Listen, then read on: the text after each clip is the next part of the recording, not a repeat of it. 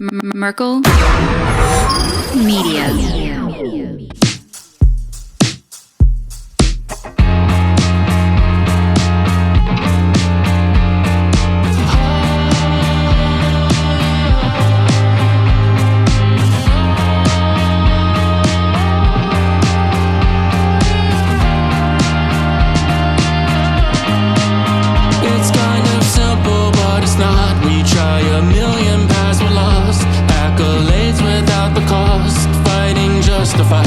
I'm exhausted, looking for everything in the shadows. Start looking at people like they don't matter.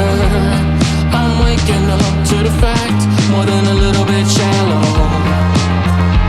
I'm lost in this hole, but I don't wanna. I'm lost in this hole, 'cause I'm just trying to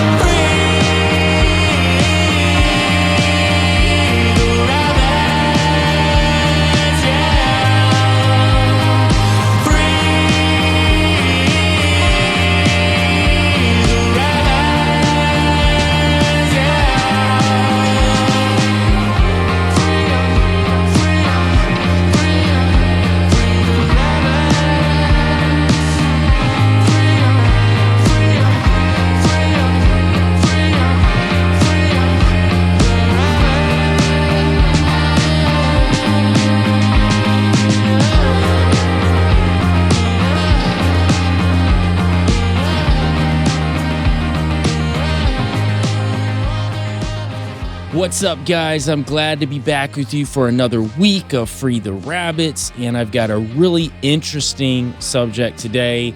It's one that I flirted with doing in the past, but I decided to do it because I just finished doing an episode with Cryptids of the Corn on why aliens look like us, or at least the majority of them seem to look like us. And part of that, I started digging into the subject of star people or starseeds. And I found that it's super intertwined with a lot of the humanoid looking alien species or races, however you want to word it, that we talked about last week.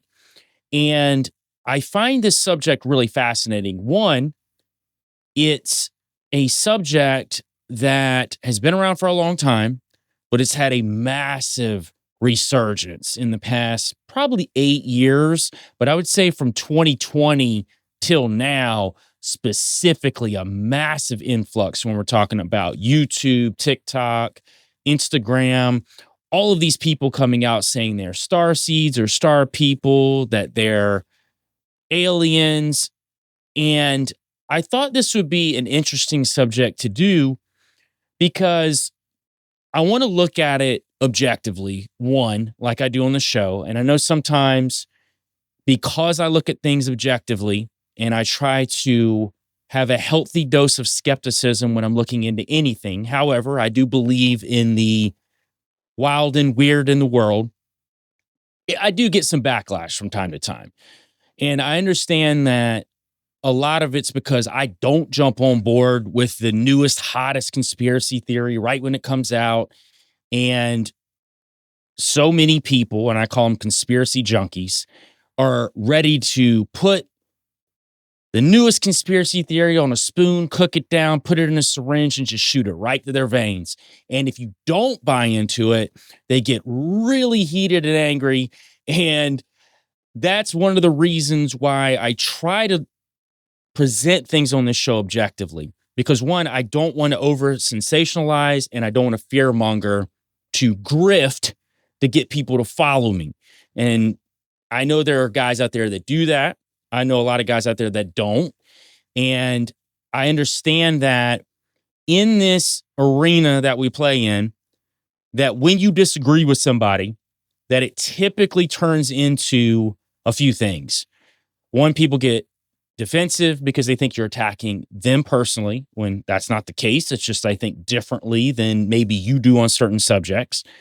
And number two, you get called a Fed, CIA, or controlled opposition. That's the hottest buzzword for any conspiracy theorist to use when someone presents information that's the opposite of what they believe. And I don't think that that's healthy. I think that the healthy thing is discourse and being able to disagree with each other, knowing that these are all just theories. Now, this starseed idea, I found that recently, I would say in the past few years, has become very intertwined and almost parallel with this Nephilim bloodline idea that so many people are coming out now saying, oh, I think I'm of Nephilim bloodline. I think maybe I have it in me. I'm having all these paranormal experiences. I must be a Nephilim.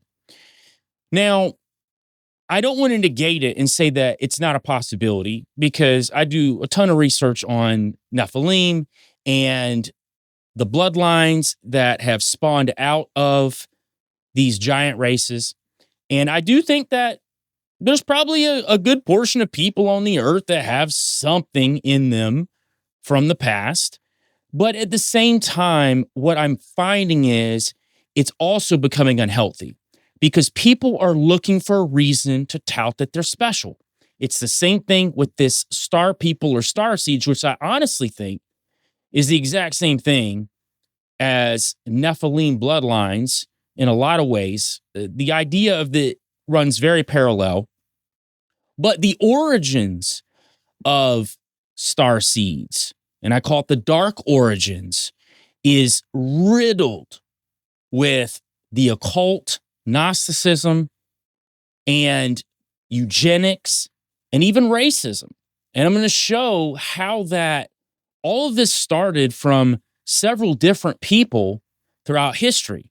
Now, one of those people is Brad Steiger, and he's the first one to coin the term in his 1976 book, Gods of Aquarius. And he argued that certain people originated as extraterrestrials and arrived on Earth through birth or as they walk into an existing human body. So the idea of star seeds or star people, one of the representations is that the human body is the shell for this alien persona that is trapped in the shell. Now, I do believe that the human body is a shell of some sorts, right? We have three pieces to us, very similar to the triune or the Trinity. We have the mind, body, and soul. And I believe that those three pieces, and some people could even argue spirit, soul, body, there's different ways to word it, right? But it's a triune, very similar to the Trinity, because we are a representation of God. And the body is a lot of times looked at as the earthly shell, the earthly form that we take. Now, I do believe that each of the three pieces operates in union, and I don't think that these, as some people would say, these meat suits that we wear are useless, right? You'll hear that a lot. And a lot of times with these star seeds, these star people will claim that this is just a shell that they got trapped in, and this alien presence has been awakened. It's all about awakening the alien presence. Now, this is very similar to a lot of the Nephilim bloodline theories that are coming out, where people feel like this bloodline's been awakened in them. This is why they're having these interactions with grays or other types of interdimensional beings, and because they're having these paranormal experiences. And listen, I'm not here to negate the fact that those things don't exist. And I think if you listen to my show long enough, I do believe these things do exist. However, I don't think it's as prevalent as people make it out to be. And the same thing with star people or star seeds, the same thing. I don't think it's near as prevalent as people make it out to be. I think that people are always searching for something inside until we realize it's that connection with God that we're looking for. We're always going to look for something else. The New Age And we're going to talk about Theosophy today too. And we're going to talk about some of these other groups that are the precursors to this star seed or star people idea. But it's all about elevating oneself to become a god, essentially. Now, they may not word it as such, but that's exactly what they mean. And this is Gnosticism 101. And you guys know how I feel about Gnosticism. I've done some in-depth studies on Gnosticism, and I'll do more in the future. But Gnosticism's intertwined with the occult. They run hand in hand. And if you ever hear someone who is deeply entrenched in Gnosticism, they'll try to divert your attention away from that. They'll try to say that that's not true when it actually is, because every great occultist was deeply entrenched in Gnosticism. So to say that Gnosticism's this great thing, it's just not, because it diverts your attention from where it should be and who you should have your attention on. Hey guys, before we get back into the show, I just want to let people know who have been asking how they can donate to the show to help with the show's growth. You can become a member here on YouTube. There are 3 different tiers. There is Nephilim Portal Babies, there is Nephilim Hunter, and Good Nephilim. Each one of them have a few different things that come along with them, but the one thing that comes with all of them is custom emojis that you can use in the live chats and in the comments below. I really appreciate all the love you guys have been showing. And listen, if you can't become a member, just you donating your time is one of the best gifts that you can give this channel. For now, let's get back into the show. Now, Brad Steiger, who was the first one to coin this term, starseed, was born February 19th, 1936, died May 6th, 2018, and he was an American writer of fiction, nonfiction works on the paranormal, spirituality, UFOs, true crime, and biographies. His books sold well to the public, but they were also criticized by academics and skeptics for making claims without scientific evidence. Now, I do want to say that that's not always indicative of someone telling a lie either, because we do know that mainstream academia and purveyors of mainstream knowledge push against a lot of spirituality. Matter of fact, most of them, at least on the outside, promote themselves as being humanist and do not believe that there is a God and are heavy proponents on evolution. However, you'll notice throughout this show that evolution is a big part of the star seed and star people mentality, because Helena Blavatsky was a huge proponent on Darwinism. However, she was also a huge proponent on spiritualism, and she married the two. And essentially, these star seeds believe that they are evolving their spiritual inner core as a part of this journey of being trapped inside of a human shell. Now, Steiger was born Eugene E. Olson, so that's not even his real name, and he was born at Fort Dodge Lutheran Hospital during a blizzard. He grew up in a farm in Bode, Iowa. He identified as a Lutheran until age of 11, when a near-death experience changed his religious beliefs. And you'll see this with a lot of Gnostics and New Age philosophers. They'll have a moment when something happens, and it will change their entire viewpoint on Christianity. And it's designed to do that. These entities will use certain things that happen in our lives to divert us away. Reminds me a lot of the more modern incarnation of Chris Bledsoe and his interaction with the entity Hathor, and how that he was a devout Christian. And when he had these experiences with these Greys and Hathor, he went to the church, and the church completely discarded him, pushed him away. So what did he end up doing? He ended up going down the route that these entities were telling him to go down. And sadly, I have to blame the church for that, because the church is not equipped to be able to handle what is actually going on out there in the world when it comes to the wild and weird. Now, we got to have a balance, right? Because there are up to 4 million hits right now across social media about starseeds. Not everybody's a starseed, guys. Not everybody is of Nephilim bloodlines, but you'll see tons of people pushing it. You also see a lot of grifters and peddlers that will charge people to show them what alien race they are, as well as people who are absolutely deceived into thinking they are of these bloodlines or they are some sort of alien hybrid. Again, I'm not saying these things don't exist. It's just not on the scale that it's amounting to. And a lot of it is deception. But again, it goes back to the church is not equipped. They don't understand what's going on and they shun people away, like Chris Bledsoe, to the point that he turned to these entities. And this is exactly what happened to Brad Steiger, where he has this near-death experience, changed his complete religious beliefs.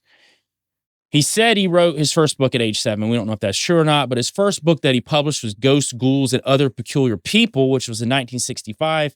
And then in 1967, he became a full-on writer. He authored and co-authored about 170 books and sold about 17 million copies. And he wrote a lot of biographies. It wasn't just about the paranormal and aliens, even though he was very deep down that rabbit hole. Now, he really pushed the idea that Atlantis was a real place. He wrote a book called Atlantis Rising. He argued that Atlantis was the home of an all-powerful civilization with sophisticated technological achievements. He declared in his book, Worlds Before Our Own, that tracks at Paluxy River to be evidence for an ancient civilization of giant humans. So he was big into the Nephilim idea and Atlantis. He was a huge proponent of the ancient astronaut theories, and he believed that many humans descended from alien beings, and he referred to these people as star people or starseeds. He was the first one to coin that term. Now, he described star people in his 1976 book, Gods of Aquarius, as humans who come from a special gene pool linked to visits by extraterrestrials. Now, that sounds a lot like things we've heard throughout history, even ancient history, of divine beings mating with humans to create these humans who are of a special gene pool, who have special abilities. I'm going to tell you right now, I completely am okay with that. And you know how I feel about hybridization. And we know that the government themselves are creating chimeras. We know that they are creating human beings in a lab. These are known facts. This is not a conspiracy theory. It's not even a conspiracy at this point. It's just mainstream knowledge. So we know this is going on. So the idea of this seems to really, like I said early on, to run parallel with the Nephilim idea, the star people idea. And he says that star people or starseeds claim to channel human life forms and suffer helplessness and total amnesia concerning their identity, origins, life purpose. The awakening process claimed to be experienced is described as either a gradual series of realizations over time or an abrupt and dramatic awakening of consciousness. Through the awakening process, they regain memories about their past, origins, and missions. So he's very vague about how that you are awakened, and sadly, with the implementation of social media, as good as it is in some ways, it's very negative in a lot of other ways, that this starseed idea has just exploded over the last few years to the point that there are millions of people who think they're starseeds, who have special abilities. And I will say this, once you decide to go down this New Age path, this occult path, this Gnostic path, there is a good chance that you will have interactions with entities. You may not even have any kind of Nephilim blood in you or hybrid blood or starseed blood, whatever you want to call it. But these entities could lie to you and tell you that you have these abilities. They could also allow things to happen to make you feel like you do have abilities. I know my father, when he was deeply entrenched in Satanism and he was practicing to become a Satanist with some very, very high level adepts in Satanism, he's seen things that would blow your mind. Voices coming out of people telling him things about his past that only he knew as a child, vases levitating off of bookshelves and tables, moving around the room, all kinds of things that go along with that. So these entities can trick you into believing that you are something special too. Now, I want to say this: everyone is special. God has made all of us unique and very special. But until we understand that we need to connect to Him to be able to unlock that, we're going to be looking for it in all the wrong places constantly. And we're constantly going to come up short. No matter how well you think things are going, it's going to come up short in the end.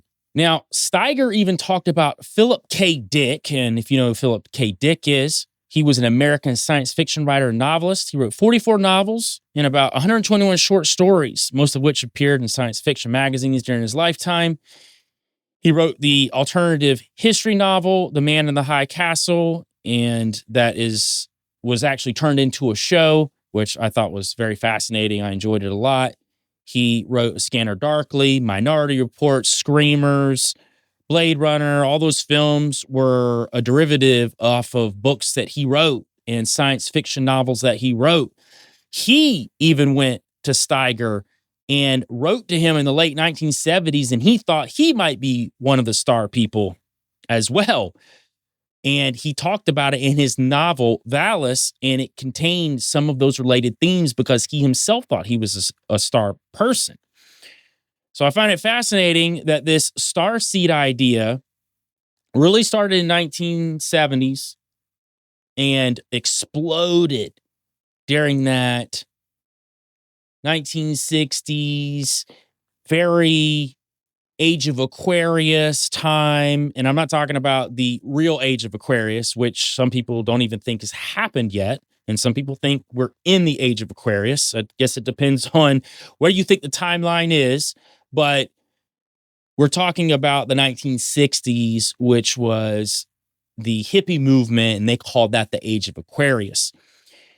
Now, to get into a little bit more of some of the ideas of the star people, and we're going to talk about this before we get into the meat, the dark side, the dark origins of star people, but I do want to give a outlook of what it is. And we just talked about who coined the phrase.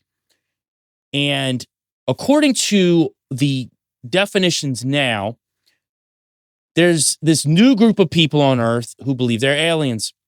Star people or star seeds, they're individuals who believe they've come to Earth from other dimensions to help heal the planet and guide humanity into the golden age. Who's been saying golden age a lot lately in the media? Several politicians, notable politicians, people that work with politicians, people in the mainstream media have all talked about this year, we're moving into the golden age. So that's coupled with this star people or star seeds also saying that they're guiding people into the golden age, a period of great happiness, prosperity, and achievement. And I talked about how you can go online right now. There's about 4 million results online about star people and star seeds right now. The term star seed has over 1 billion views on TikTok. Now, unlike Earth souls who are said to reincarnate on Earth, star seeds believe they have reawakened from another planet to be born here. Star seeds believe they are conduits between divine realms and the Earth, and that they can transport between galaxies via meditation. Starseeds also believe they can communicate in light language, a form of communication that is said to bypass human limitations by the language of the soul. And some people have actually connected this light language of the starseeds that they're able to speak to speaking in tongues, which is a very Pentecostal idea. Now, I didn't grow up Pentecostal, but I've been to a ton of Pentecostal churches and my whole life. And I see nothing wrong with Pentecostal churches, and my thought pattern on speaking in tongues, verdict's out. I think there's a possibility that there is levels of truth to it, but I also think there's this other half that people get caught up in the emotion of the event and start doing things because they're caught up in the emotion. I've seen it myself. I'm going to be honest with you. I've seen it myself. I've seen people get caught up in it. And immediately when they leave the church, nothing's changed. It's just the emotion of being a part of the event. Now, I'm sure there are Baptists and some independents out there that would be vehemently against any kind of speaking in tongues. I'm not one of those people. The verdict's out for me because while I do think there's a possibility that the Holy Spirit could take someone over and they could be speaking in some sort of angelic language, I don't put that out of the realm of possibility, but I do think that there's a large portion of people that are just getting caught up. And that can be a very dangerous activity if you're just getting caught up in the emotion and you're not really centering yourself on where God wants you to be. But this light language that these star seeds believe they communicate in, when you hear them do it, it is very similar to that. Now, you could say that, well, yeah, if star seeds are communicating with angelic beings, even dark ones, then they would all be able to speak very similarly, which is true. And maybe that is part of the possibility as well. Again, I'm just throwing out different theories on that. I don't have the answer. And I think that the light language, this language of the soul, is highly interesting, especially when you can correlate it to speaking in tongues, specifically in Pentecostal churches. Now, one of the interesting things about people who are starseeds and even people who claim to be of Nephilim bloodlines, and listen, I get emails from people asking me questions about Rh negative and Nephilim bloodlines, and they think they could be part of these Nephilim bloodlines. And it's possible. I'm not throwing it out there that you may or may not be. I would encourage you not to focus on that though, because when we start focusing in on that being a big part of our lives, then our focus is off of God at that point. Now we're looking at, oh, what kind of abilities do I have? I'm special. I'm more special than those people. That's exactly what these star people and star seeds have cultivated, that they are more special than everyone else around them because they're of alien origin. They're from a different planet. They're from a different dimension. And because of that, they're here to help people. And honestly, I think it's a very egotistical idea because you feel like you're more special, so now you're going to help. And I don't think that you can take the ego out of that because I've seen too many people who claim to be these things and they really start getting on an ego trip with it to make themselves feel better about themselves. And I'm going to tell you why. There's been a lot of research done, and it shows that low sense of belonging is often linked to depression. But what makes some people who are experiencing such feelings jump to the conclusion that they must be from another planet? So you'll find that a lot of these people who are looking to be special don't feel special. And particularly given the fact that no life beyond Earth has ever been found and no evidence of alien life has ever visited Earth. Now, we're just talking about from a mainstream perspective here. I'm not talking about what's reality and all of the countless interactions with some sort of beings that people have had for centuries, which I completely agree has happened. So one of the things we have to put on the table is what's called the Fourier effect. Now, the Fourier effect was named after Bertram Fourier, and he was a psychologist who first figured out that it was pretty easy to get people to agree with vague descriptions about themselves, like horoscopes. Now, the Fourier effect or the Barnum effect or the Barnum-Fourier effect is a common psychological phenomenon where individuals give high accuracy ratings to descriptions of their personality that supposedly are tailored specifically to them, yet when in fact vague and general enough to apply to a wide range of people. This could be astrology, fortune telling, aura reading, personality test. And The psychologist, Bertram Foyer, originally named it the fallacy of personal validation. And the reason why they call it the Barnum effect or the Barnum-Fourier effect, this is also connected to Phineas Taylor Barnum or P.T. Barnum. He was an American showman, businessman, and politician remembered for promoting celebrated hoaxes and founding with James Anthony Bailey and the Ringling Brothers and Barnum and Bailey Circus. So if you know anything about Barnum and Bailey Circus, P.T. Barnum was a part of that. And there's an old adage, there's a sucker born every minute. People equate that to him because he was all about tricking people and hoaxing people. And this is where the idea of the Barnum effect or the Fourier effect or the Barnum-Fourier effect comes from, is also P.T. Barnum, because P.T. Barnum was all about tricking people to give him money. Anything he could do to put on a show to trick them to give him money. Now, Bertram R. Fourier was an American psychologist, and he was best known for this Fourier effect, and it's sometimes referred to as subjective validation. Now, in his classic 1948 experiment, Fourier administered a personality test to his students. Rather than scoring the test and giving individual assessments, he gave all the students exactly the same analysis copied from a newspaper astrology column. The students were then asked to evaluate the description on a scale of 0 through 5, with 5 being the most accurate.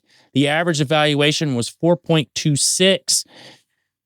So he gave his students this personality test, which was an analysis copied from a newspaper astrology column. And they all scored similarly because in this Fourier effect, it shows that people tend to accept generalized descriptions of their personalities without realizing that the same evaluation could apply to nearly anyone else because people want the results to be true.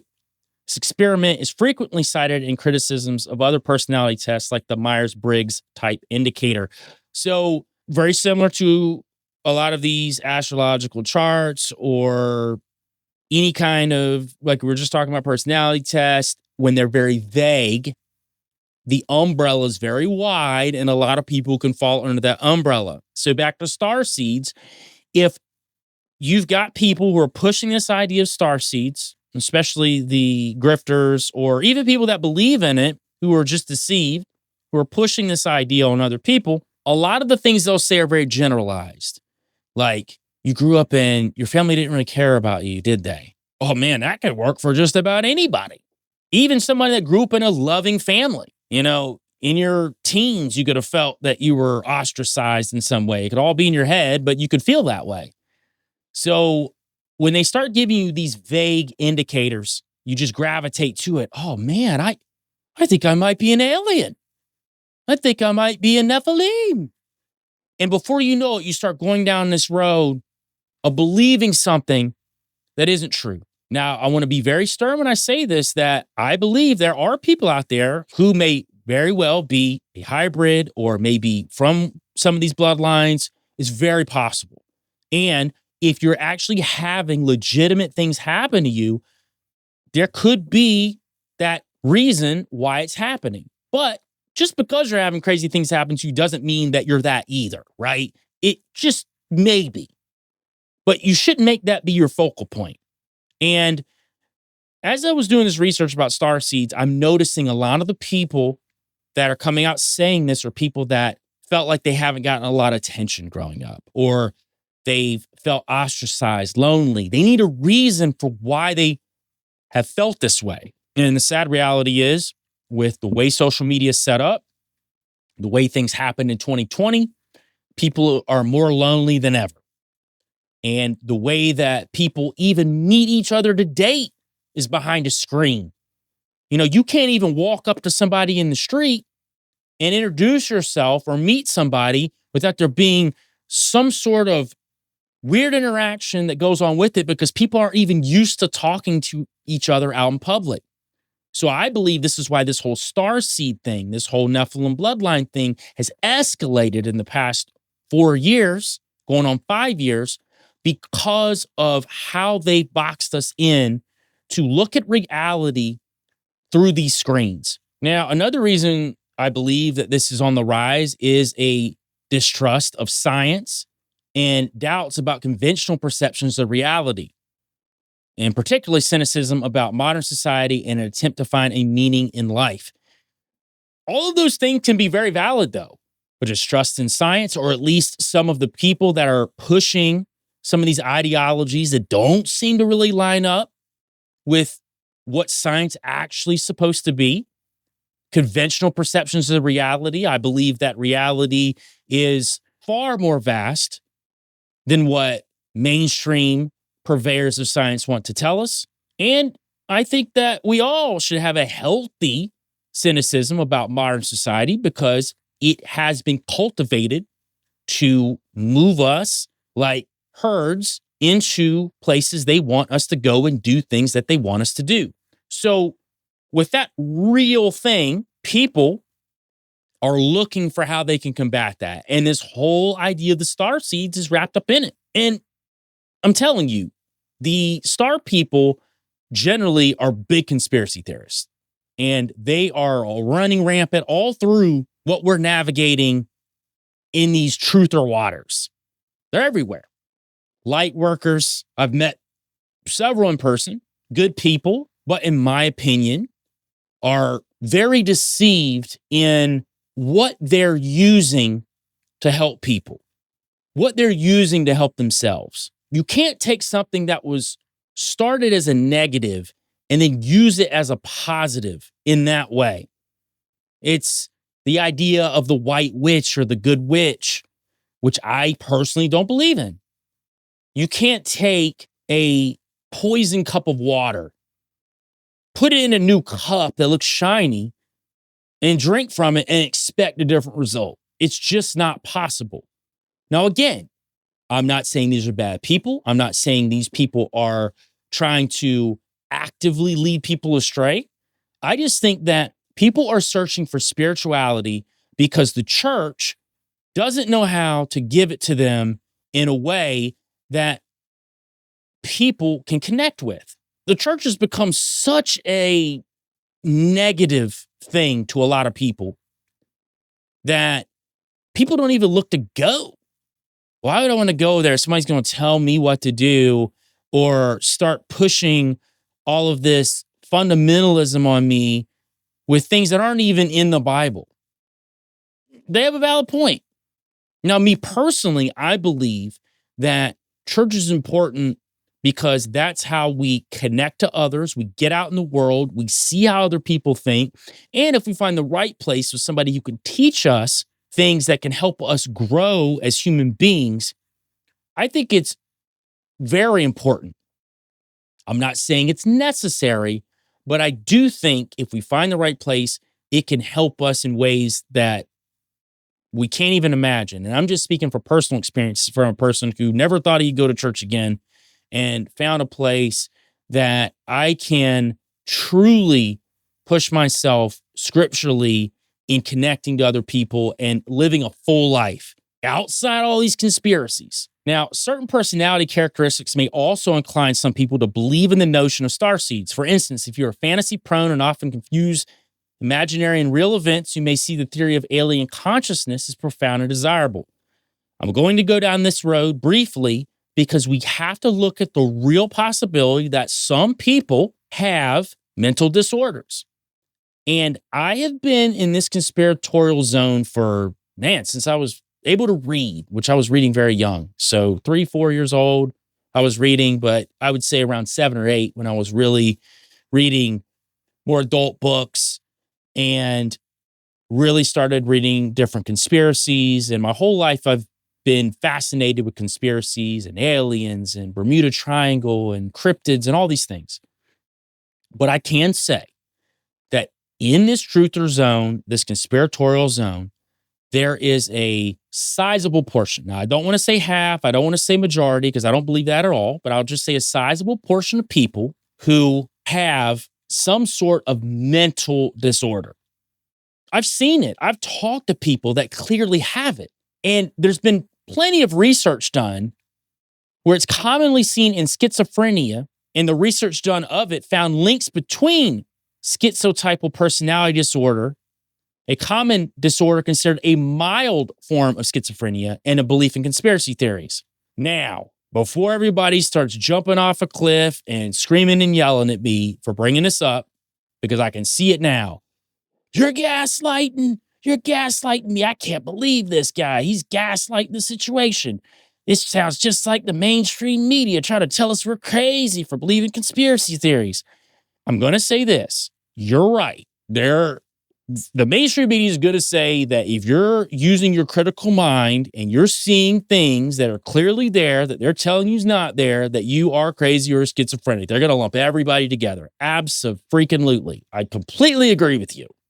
But the truther/conspiratorial zone is also a massive breeding ground for people who actually have schizophrenia, because they found a place where people will accept them and they could just go rampant. And you'll see them too.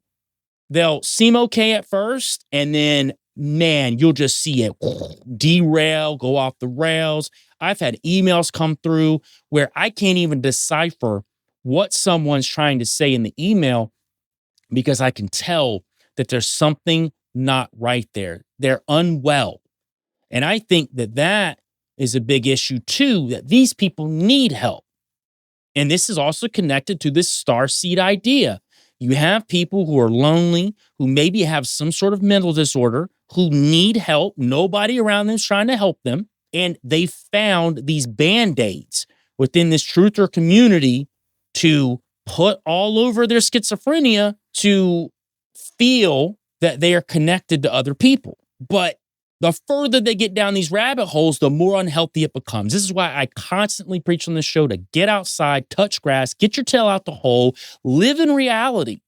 I'm not saying that the metaphysical is not real. What I'm saying is don't become so enamored with it to where you don't have physical flesh and blood interactions with people on this earth. Physical interactions with people who think differently than you. I'm watching conspiracy theories right now, especially in the Christian conspiratorial zone, get so crazy that people are shunning other people that don't believe in this theory or that theory. And I've seen recently where certain theories, people are talking about creating whole churches around certain theories because we don't feel like we fit in with these other Christians at these mainstream churches. Well, that's not what the Bible teaches.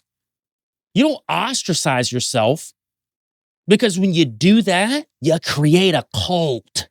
That is what's happening. In this conspiratorial zone, specifically the Christian conspiratorial zone, there are conspiracy theories right now running so rampant that people are creating cults around them. They're cutting themselves off from other people who think differently than them. That is absolutely ludicrous. But again, to some of these people, they do have some of these mental disorders, and they're getting wrapped up in these conspiracy theories because they feel safe in this place because they didn't feel safe before. And frankly, they need help. Now, again, I'm going to reiterate, I'm not saying that's everybody. I'm not even saying it's a majority. I think critical thinking is important. And I do think that in general, the mainstream media is pushing out a bunch of crap. And yes, they're calling everybody crazy who isn't crazy for thinking with a critical mind. So I want to put that there, but I do want to throw this piece out there that people don't talk about enough, that there are a lot of people with mental disorders in this zone that need help. We need to spot this out. We need to try to help them, because if they don't get help, they're never going to live a full life. And they're going to spiral out to the point that maybe there's a point in time where they can't get help anymore. And that's not anywhere we want anyone to be. Now, a further effect that can encourage such beliefs as starseeds and some of these more wilder conspiracy theories that really don't have a lot of basis to them, it's known as ontological confusion. This occurs when people cannot discriminate between metaphorical and factual statements, such as old furniture knows things about the past. These can be interpreted more literally than metaphorically, and so make it more likely that people will endorse these pseudoscientific and transcendental theories. Again, I'm not saying that some of this stuff isn't true, but there are people that don't decipher things the same way other people do. And when they think more literal about things and you're talking in a more metaphorical way, then they'll go a whole nother rabbit hole with it that doesn't even exist. And I see that happen a lot. Now, this is especially true when the source of information is perceived to be trustworthy and knowledgeable. And this is dubbed the Einstein effect, which is a psychological phenomenon that describes how people tend to trust information from experts without fully understanding it. And this would be like if someone said antibiotics cure pneumonia or equals MC squared. You just take it as fact. You don't actually understand how it works. Now, this also will play into claims that people in leadership positions will give, and people just take on board because they say, oh, well, that's a expert in the field. Well, they know more than I do, so I'm just going to believe it. Now, this is going to work on two ends, right? It's going to work on the mainstream media end, where people just believe whatever mainstream media says because of the experts, or it could also work on the conspiratorial end, this truther end, where you've got people within these zones that push some of these ideologies that are flawed big time, but because they are leaders in their position, people just believe them. And I believe this whole starseed thing is one of those ideas. I don't think that it doesn't have validity to it, because I do think that the hybrids exist. I do believe that this Nephilim idea of that connection to starseeds, I think that that's a major possibility. But I do think that there is a lot of fraud going on with a lot of this too. And before I get into the actual cult part of it, which I'm going to the dark side of the origins of this, I wanted to at least talk at the base level some of these, I guess, normie ideas that we don't talk about enough in the conspiratorial space. We're very quick to shoot up the newest conspiracy to our veins without a second thought because it makes us feel good.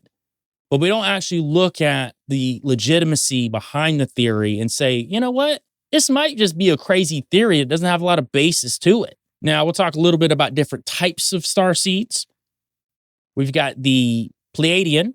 Now, this is originating from the Pleiades star cluster. Pleiadian starseeds are loving, intuitive, empathetic, creative, and sensitive individuals who have a mission to bring peace and spirituality to Earth.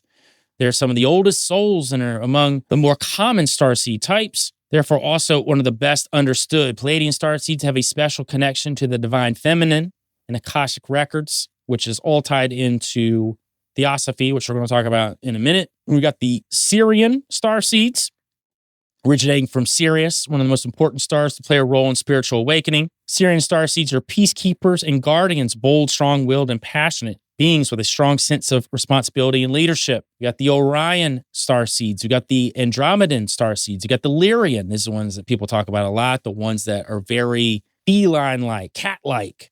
The divine masculine is tied into these Lyrian starseeds. We got the Octurian. We talked about the Octurians on the last show, and you'll notice some of these names very similar to these humanoid alien beings that have been connecting to people. Watch that now, because I find that fascinating that these beings who connect to mankind are also the purveyors of the star seed that's within certain people. They have connected the two together. We've got the Venusian, which is from Venus. They're compassionate, loving, gentle, artistic. Now, they're connected, and you're going to get a kick out of this, the ancient Egyptian goddess of love and motherhood, Hathor, and it's thought to have come from Venus in the fourth dimension. So we all know the good story of Chris Bledsoe and Hathor, and I promise at some point I'm going to do a super deep dive on the Chris Bledsoe stuff, but I'll be doing it with some other people, and this will be a monumental task that we're all going to take on board, because I do think that there are people out there being deceived by this story. And they're doing what Gnosticism does best. They're mixing this occultic, esoteric, New Age philosophy with Christianity and muddling it all together. You know, it's the idea that Jesus is not God.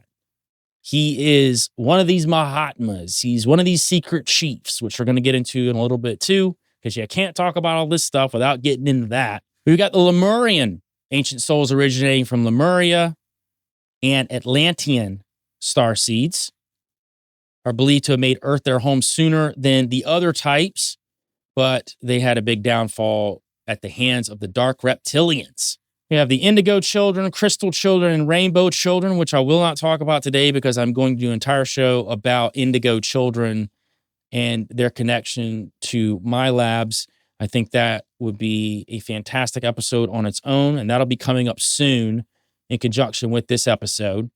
Light workers, so I've already talked about them.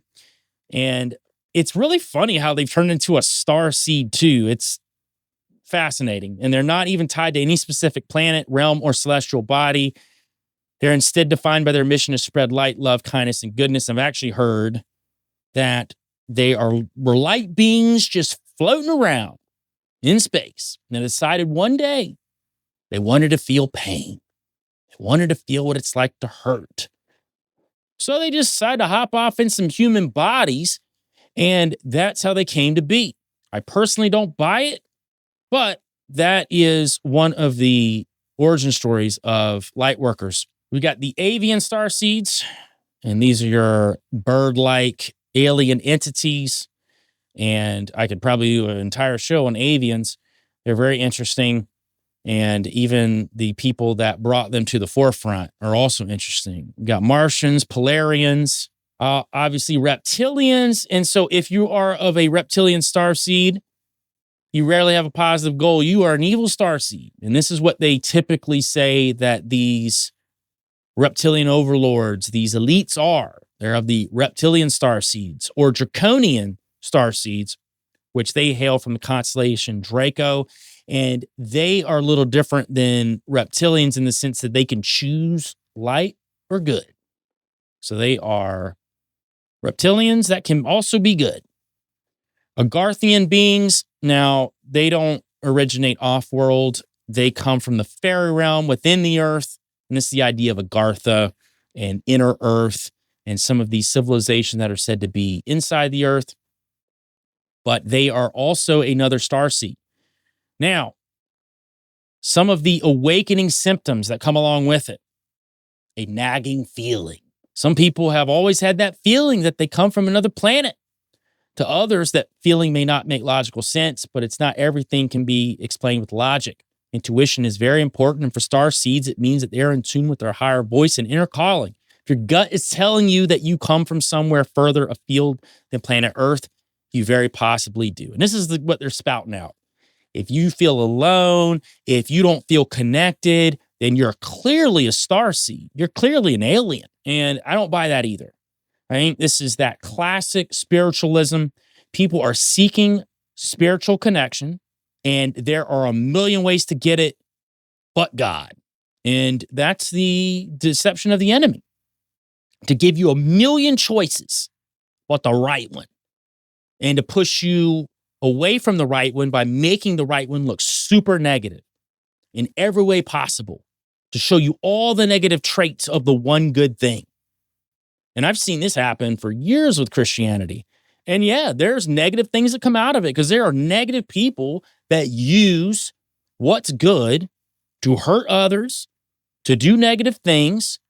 And that's all by design. That's to keep you away from the actual truth. Close connections is another one. Babies and animals find starseeds magnetic, readily approaching them and being extremely friendly towards them. If this description resonates with you, then the babies and animals in question could be sensing your true nature as a starseed.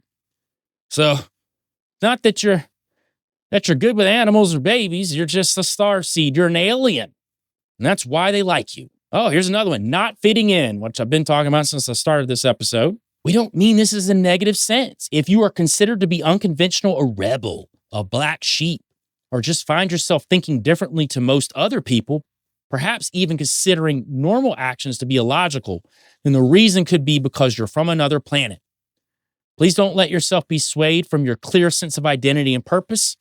You have not been sent to follow the crowd. So be a rebel. And this is why that the whole starseed idea has been super intertwined with the conspiratorial community. Because if you're using critical thinking, if you're seeing things aren't right in the world, well, you might be an alien because you're able to see what other people aren't able to see. Challenging circumstances. Some people are beset with more physical and mental health challenges than others. There are many reasons for this, but one of them could be that some of these sufferers are starseeds. The souls of starseeds aren't used to having human bodies. They also want to help to ease the burden that lies among humanity. So if you're having physical ailments, mental ailments, we just talked about that, well, it's probably because you're an alien, because you're not used to this human shell, this human body. It doesn't fit right. It doesn't feel right. That's why. Psychic abilities, obviously, innate psychic abilities, clairvoyance, clairaudience, energy healing, empathic tendencies, and also these psychic abilities, they gain insight from what? Their spirit guides, dwelling beings, angels. That gives them great awareness of the energies in the world around them. What are these entities? I love how people think these entities are good just because these entities tell you they're good. Oh, I feel good. I'm good. I'm helping people. You think you are? And these entities can trick people for a long time. They don't have to present themselves as grays and abduct you and do horrible things to you to be negative entities. The greatest lie the devil ever told was that he didn't exist. The classic phrase. It's just presenting themselves as what? Angels of light. Generally speaking, they're not going to show up negatively when they're trying to trick you. A lack of belonging. Some people never feel at home, feeling homesick or unsettled, even if they lived in a place for years. Sometimes these people also feel a certain affinity with the stars, or even treasure vague recollections of a life beyond our star system. That sounds like you? Then it's another sign that you could be a starseed. So, again, a lot of these things are super vague, and a lot of it's about being lonely and being depressed. And because of those things, you have to be an alien. You can't just be dealing with life, things that happen to us as human beings. We're always looking for a reason. It's kind of like I talked about on the very first episode I did, the Cast Unseen Effect, how that people in the conspiratorial world, a lot of them are doomers, and they're looking for every single machination they can point to about why their life sucks, why things aren't good. And sometimes bad things happen to good people because of free will. And bad people do bad things to good people. And that is the fallout of living in a world full of sin. But it doesn't mean we have to live in depression, in a negative mind frame, because we can choose to not do these things. Now, I can say, back to the mental health part that I talked about earlier, you may need help. There are people that need help. There is a thing called clinical depression. There are things that some people just can't control. And for that, you do need to go to a specialist. You do need help. God gave us intelligence. Medicine's not bad. Doctors aren't bad. Again, I know that there is this contingent of people in conspiratorial world that act like that everything science is bad. Doctors are bad. Listen, everything can go too far. And you're right. There are some negative things that have come out of these arenas. But it's not all. And sometimes people need help. And instead of gassing those people up, tell them they're an alien, or tell them they're a Nephilim, and then they go off the rails even more, we probably should try to find help for some of these people.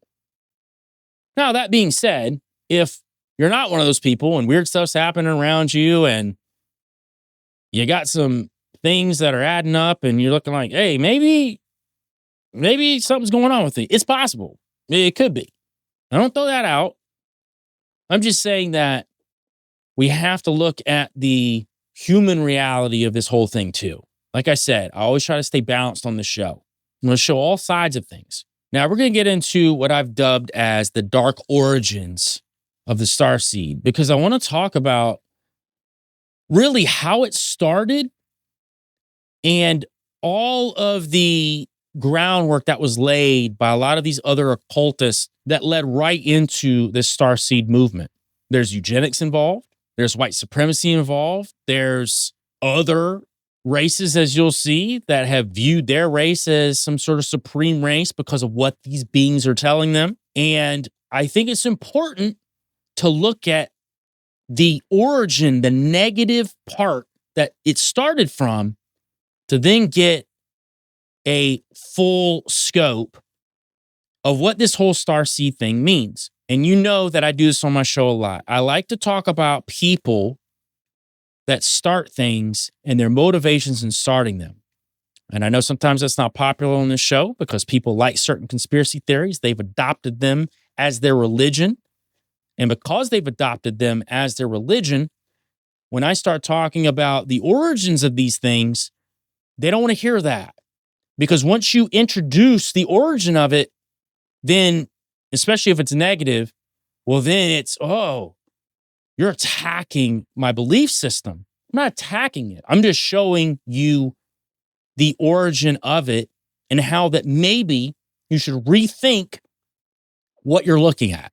Now, one of the big purveyors of starseeds, and this is a little more recent, and this is around that 2020 time, 2021 time. And I told you this whole starseed thing has just been flying up the past 4 or 5 years. Now, one of the big pushers of the starseeds was Jake Angeli, the QAnon shaman.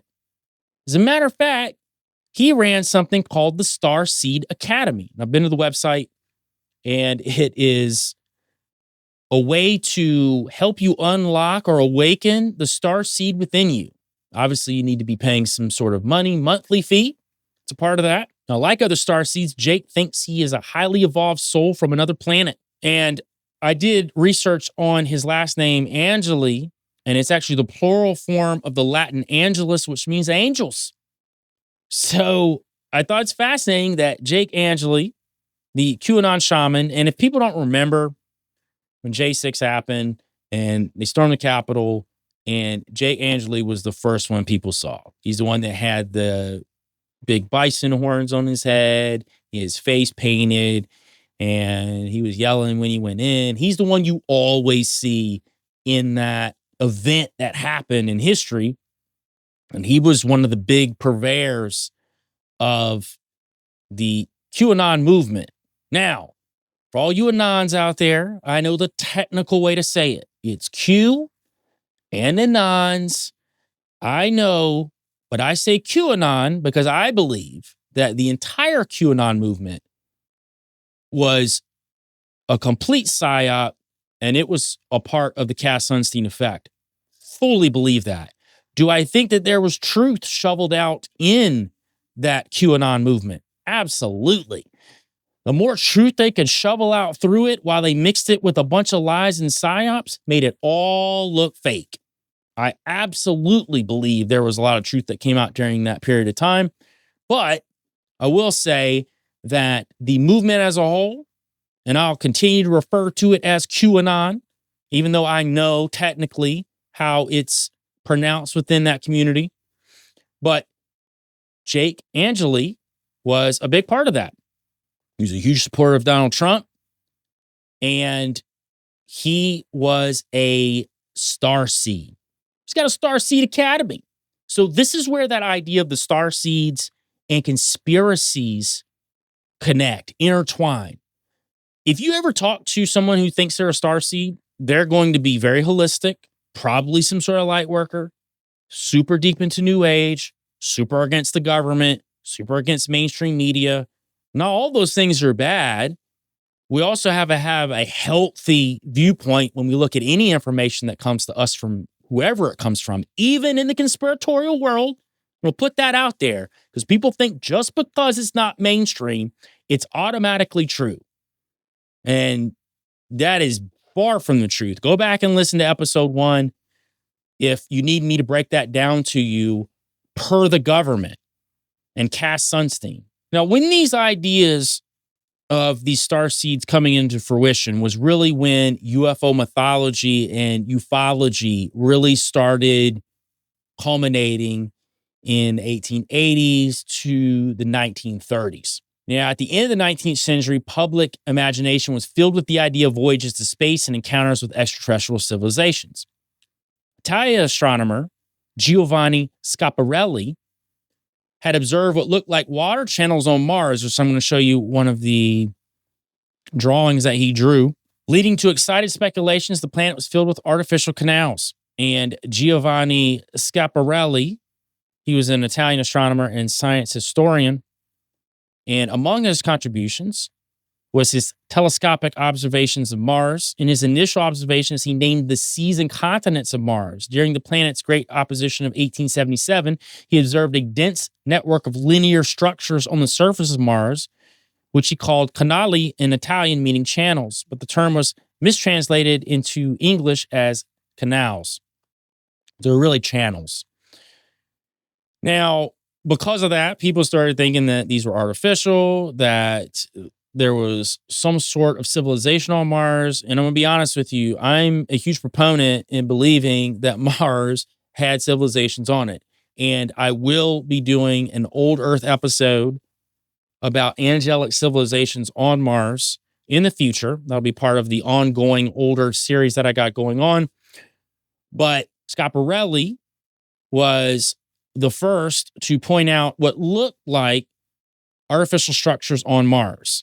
Now, this really pushed into the mind frame of people that there was a possibility of aliens or extraterrestrials that were not of this earth. And this also started really connecting to a culture.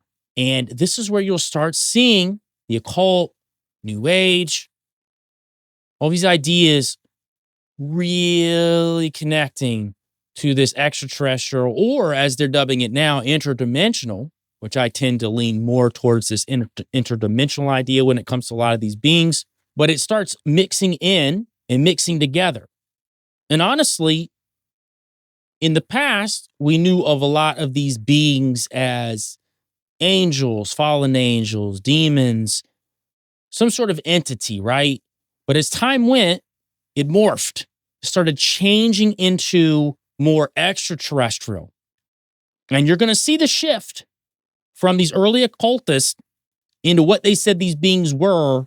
And then right around the 60s, 70s is all of a sudden the same people who had the same belief systems who studied those occultists shifted it into these extraterrestrial beings. And then now, in the past few years, it's become interdimensional, which the government is even talking about interdimensional beings now and not so much extraterrestrial. And a lot of this started with the Hermetic Order of the Golden Dawn, which I've talked about in length on this show, and members like William Butler Yeats and Aleister Crowley, who, when he was performing the Amalantra workings in 1918, practiced astral travel to other planets and other planes. And these were extended visualization exercises in which these magicians sent their spirits out to space or other planes, where they sometimes encountered planetary and astral spirits. And this is when Crowley met the entity Lamb during these Amalantra workings. And I'm going to put the picture up of Lamb here if you're watching on YouTube or Rumble. And you'll notice this is one of the first drawings that we consider now as a gray alien. And I've talked about this a lot, and most people will, but I think it's important to bring up Crowley's interaction with Lamb because of this starseed idea. It all starts with the connection with the entity through the occult, which is this interdimensional being, this being from outer space, to now that these evolved spirits of these aliens are now inside of certain people who are considered the star seeds, the star people. Now, the Golden Dawn was the first of three orders although all three are collectively referred to as the Golden Dawn. First Order taught esoteric philosophy based on Hermetic Kabbalah and personal development through study and awareness of the four classical elements, as well as the basics of astrology, tarot divination, and geomancy. The Second or Inner Order taught magic, including scrying, astral travel, and alchemy. So that would be more of what Crowley did when he was performing the Amalantra workings. The Third Order was that of the secret chiefs, who were said to be highly skilled. They supposedly directed the activities of the lower two orders by spirit communication with the chiefs of the Second Order. So these secret chiefs were the entities. They were purveyors of the knowledge. Now, Samuel Liddell Mathers, who I've talked about and linked on this show, and especially when we're talking about Aleister Crowley being a secret agent, because Samuel Liddell Mathers was involved with the Carlists, and you guys know the story of Crowley infiltrating the Hermetic Order, the Golden Dawn, to essentially disrupt what they were trying to overthrow in Spain, and Samuel Liddell Mathers was a part of that. And because of a lot of this stuff, Crowley ended up hating Samuel Liddell Mathers. I don't think he liked him all along. I think he just acted like he liked him because he was working for British intelligence at the time. But Crowley and Samuel Liddell Mathers were on the outs. But back to Samuel Liddell Mathers, who was considered one of the founders of the Golden Dawn, and as a matter of fact, one of the leaders of the Golden Dawn. He was said to have been the connection to the secret chiefs. And Crowley even talked about that. Crowley talks about how that he was the one that was said to interact specifically with them and then bring the knowledge to the rest of the Golden Dawn. Now, I don't know if that's necessarily completely true, because Crowley himself, as he became more adept in his practices, he was connecting with essentially these secret chiefs, and obviously Iowas when he was dictated the Book of the Law. And to the point of Crowley not getting along with Mathers, Crowley wrote a book called Moonchild in 1917, and he portrays Mathers as SMRD, who's a big villain, and he equates several people in the Golden Dawn as villains in this book. It's a fictional book, but it's also sort of a biography of Crowley's interactions with different people, obviously people he didn't like, he talked bad about. And the basic premise of the story, which leads back into this starseed, this star child. So the book takes place right at the beginning of World War I, right before it. And it's centered around this woman named Lisa La Giuffria. And she's seduced by this white magician, Cyril Gray, and persuaded into helping him in a magical battle with a black magician and his Black Lodge. So it's about the White Lodge versus the Black Lodge. Gray's attempting to save and improve human race and condition by creating a homunculus through impregnating the girl with the soul of an ethereal being, the Moonchild. To achieve this, she will have to be kept in a secluded environment, and many preparatory magical rituals will be carried out. Moonchild rituals are carried out in southern Italy, but the occult organizations are based in Paris and England. And at the end of the book, war breaks out. White magicians support the Allies, while the black magicians support the Central Powers, and it's a big war. But the basis of the book is about this creation of the homunculus, this taking of an ethereal being and implementing it into a human woman to gestate into this Moonchild, which is a form of a homunculus. Now, this is also connected to eugenics, because Jeffrey Epstein was also trying to do the same thing on his ranch. He had all these women on his ranch, and he was trying to create a superior race. And ultimately, this is what these occultists were trying to do. And what Crowley was talking about with this Moonchild was to implement this ethereal being, this Nephilim spirit, dare I say, into this fetus and create this superior being.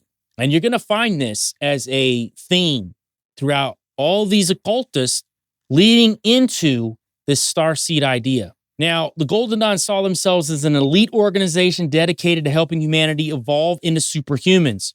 Part of this involved occult eugenics, and the Golden Dawn thought you could draw down powers from the stars and the spirit world during procreation and pregnancy. And this leads into this moonchild idea. Now, this is what Crowley dubbed as the moonchild. Now, H.G. Wells also talks about a form of starseeds. And if you remember Herbert George Wells, he's an English writer, prolific in many genres. He wrote more than 50 novels and dozens of short stories. His nonfiction output included works of social commentary, politics, history, popular science, satire, biography, and autobiography. But his science fiction novels are the most well-known, and people remember stuff like The Time Machine, The Island of Dr. Moreau, The Invisible Man, The War of the Worlds, The War in the Air, and many more. And a lot of people talk about his takes on dystopian futures, very similar to Aldous Huxley.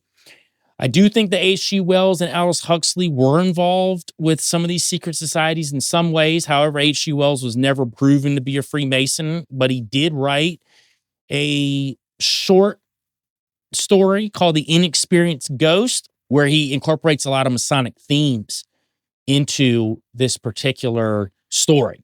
So he knew enough about Freemasonry to implement it into his story. And Aldous Huxley, who wrote Brave New World, which is a fantastic book as well. A lot of these guys that write these books were also involved with these things, and they were big purveyors of eugenics. If you've read A Brave New World, it's just literally about eugenics. It's about how you create people in a test tube, and then you put people in certain tiers by what you mix in that petri dish to create them to be. So they're either at a super elite level when they come out, or they're at the bottom, like some janitor. And the entire book is based around a dystopian society that's become that. And these guys wrote about it a long time ago, by the way. They wrote about these things because they saw where it was going. Now, H.G. Wells in War of the Worlds, which was in 1898, he imagines blood-sucking octopi invading the Earth from Mars. That was probably the most visceral book that he wrote about aliens coming to attack us. But in most of his sci-fi works, he imagines humans encountering superhumans, either from the future or from some parallel universe. These utopians, taller, smarter, more beautiful than humans, warn that humanity is heading for catastrophe due to overpopulation, nuclear war, ecological collapse. We need to evolve to a higher level. Oh, tale as old as time. These tall, beautiful beings from the future, beings from outer space, or beings from another dimension, telling us we need to evolve, become like them through global government, population control, ecological planning, and eugenics. That's how you do it. And in his books, he says some humans are ascending into superhumans, but most are not. The backward masses may need to be managed, perhaps sterilized, or somehow cleared away to allow for the emergence of utopia. It's funny how to get to utopia, we need to off a bunch of people. And you'll find with a lot of these white purveyors of these occult knowledges, they're trying to get rid of people that don't look like them. And I'm not saying that this is just a white thing. And you'll find out here, I'm going to talk about a guy who is of color, who had interactions with these beings and wrote a book about it. They presented themselves to look like him. So I believe that these beings, specifically the Pleiadians and the Nordics, a lot of times they will change into whoever they're talking to. It's all about tricking people. It's all about making your race out to be the master race, and then everybody else's race is at the bottom. And I don't believe that this is indicative of any one race. And I know that there are people out there that will say, oh, it's the white man. The white man's doing it. Or there's the opposite end of it right now in the conspiratorial community, where white people have taken on board a lot of racist ideas in the form of trolling or humor to attack or to combat those feelings of false white supremacy, which I don't agree with either. I don't think fighting fire with fire is the right concept here. And I'm vehemently against any kind of racism from any side. Let's put it that way. But you're going to see a lot of white people today that are trying to get rid of people of color. And it's a part of this starseed idea. This is where it started. This is why I call it the dark origins of the starseed, because of the way that they thought about this Aryan race. Now, H.G. Wells was interested in the occult, shocker, and he used some of the same occult phenomena as Edward Bulwer Lytton and used scientific methods to add a veneer to magical concepts. Well, Edward Bulwer Lytton, I've talked about before on this show. He was an English writer and politician. He served as a Whig member of Parliament from 1831 to 1841 and a conservative from 1851 to 1866. He was the Secretary of State for the Colonies from June 1858 to June 1859. And he was a founder of British Columbia, the Richard Clement Moody, and he was also a writer. Now, he's the one that coined certain phrases like pursuit of the almighty dollar, the pen is mightier than the sword, dweller on the threshold, the great unwashed. But he wrote a book, and I've talked about this book, Vril, The Power of the Coming Race, and it was written in 1871. Now, the account is of a superior subterranean master race and the energy form called Vril. And some theosophists, notably Helena Blavatsky, William Scott Elliott, Rudolf Steiner, accepted the book as based on occult truth in part. So I've talked about this book before, and I've talked about the Vrilia. And the way the book starts out, there's a independent wealthy traveler. He's a mining engineer. He gets trapped in a natural chasm, drops down deep into the earth. When he gets there, he meets these people who look like angels, tall, blonde hair, blue eyes, very Nordic, very Pleiadian in a lot of ways. Very much this Aryan alien, Aryan interdimensional being. And when he's down there, he sees a bunch of Egyptian architecture, shocker when it comes to occult beings. And they call themselves the Vrilia, and they have this energy called the Vril that they pull from. Now, they can do all kinds of things, telepathic, parapsychological, transmit information, get rid of pain, put others to sleep. Matter of fact, the narrator's mad when he sees them do all this stuff because he can't do it. Now, he ends up leaving. He falls in love with one of the women there. She ends up getting him out. Her name's Z. And when he's leaving, he's warned that in the time, the Vrilia will run out of habitable space underground and will claim the surface of the earth, destroying mankind in the process if necessary, which I've talked about on the show before. But this ties into this whole starseed idea. Here are these beings that are, quote unquote, here to help. They're the evolved version of us, where we need to get to. Of course, they're white. At least from all of these white occultists, that's what they're spewing, except for Helena Blavatsky, which I'm going to talk about, which I find very interesting, that the secret chiefs, the White Brotherhood or Mahatmas were not white. As a matter of fact, they were Indian, which she was kind of the one that was off the course of some of the other purveyors of the same ideas. However, she believed in eugenics, and she believed that the white race was the most powerful race when it came to the spiritual world. And we'll talk about that in a little bit. But Edward Bulwer Lytton was connected to H.G. Wells because H.G. Wells was using some of the occult practices that Edward Bulwer Lytton was also using. And here's Edward Bulwer Lytton talking about what? The Vrilia.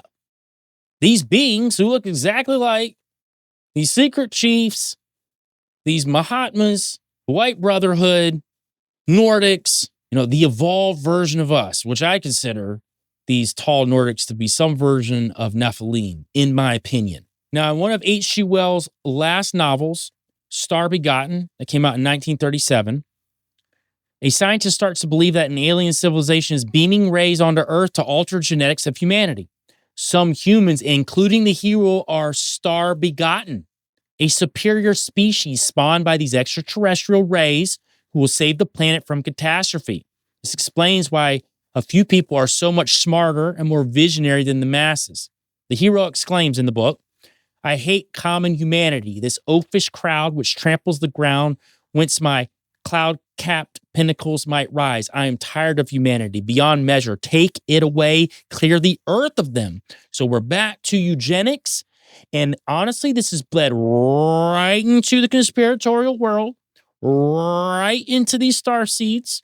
I'm not saying that people who think they're starseeds are trying to wipe humanity out, but what they do think is they are better than everyone around them because they are more evolved. They're from an alien race. I don't care what they tell you. Oh, I don't think I'm better than anyone else. I'm just here to help. You're going to hear that from a lot of people who are deep into the new age and the idea of starseeds.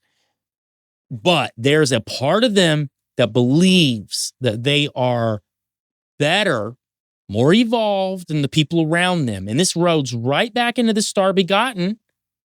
These star begottens, these star seeds that H.G. Wells talked about. Now, probably the most important occult influence for UFO culture is Theosophy. Now, this movement started in the 1870s, and it was invented by a Russian immigrant called Madame Helena Blavatsky. Theosophy emerged as a reaction to the triumph of Darwinism and scientific materialism in the 1860s and 1870s. Blavatsky offered her followers a synthesis of science and occult wisdom, which included her own spiritual version of evolution. She claimed that evolution was a progressive spiritual process guided by a handful of superhuman beings called the Masters or Mahatmas, some of whom lived on Earth and some on other planets. So take that in mind, that this theory of evolution, this Darwinism, out of it spawned Theosophy.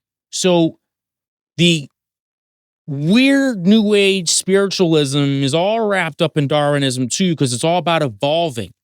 And I think this goes all the way back to Platonism and this way that we can evolve our spiritual self to get out of this earth prison, that we work our spiritual being to the point that we become one of these ascended masters. And that's how even reincarnation gets involved with this, where we come back as more of an ascended master to help the people around us. That's what they think Jesus is. That's what they think Buddha is. That's what they think a lot of these religious leaders were.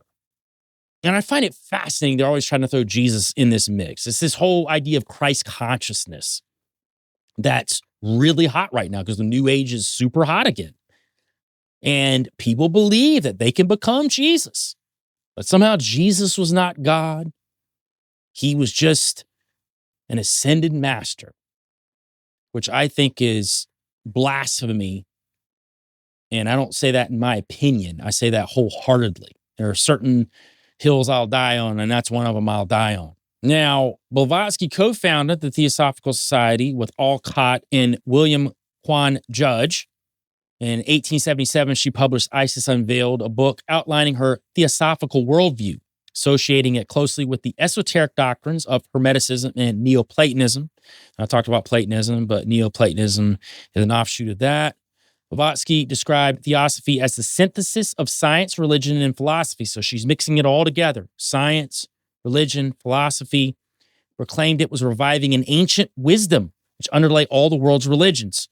Completely agree with her in the sense of if we go to the book of Enoch, when these fallen angels are teaching mankind all of these different methods, some of them scientific, some of them spiritual, and that is what I believe she means by the ancient wisdom which underlays all the world religions. And again, Theosophy is all about creating a world religion. Alice Bailey did that with the Lucius Trust, which I did an entire episode about that.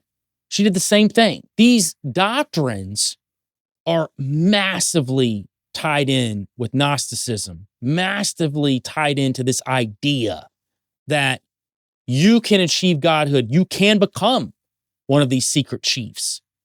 That's all a part of getting to these different levels. Now, I've talked about it before, but Helena Blavatsky claims to receive a message from Mora, who is one of the masters of the ancient wisdom within these theosophical beliefs. He is believed by followers of Theosophy to be one of the Mahatmas who inspired the founding of the Theosophical Society and was gauged in correspondence with two English theosophists living in India, A.P. Sinnett and A.O. Hume. And Blavatsky said she received a message from Moria to travel to Constantinople, where he met her, and together they traveled overland into Tibet, going through Turkey, Persia, Afghanistan, and then to India, entering Tibet via Kashmir. There they allegedly stayed at the home of Moria's friend and colleague, Master Kuthumi, which was near to Pashlahumpo Monastery in Shagatsky. According to Blavatsky, both Moria and Kuthumi were both fluent in English and French and spoke many different languages. And they were a part of these ascended masters, very much like Buddha and who they said Jesus was also, and Krishna. All of these different religions, they point to having these ascended masters. Now, although the terms Mahatma and ascended master are often used synonymously, the ascended master teachings define them differently, associating ascended master with a higher level of spiritual attainment, specifically the sixth initiation or ascension.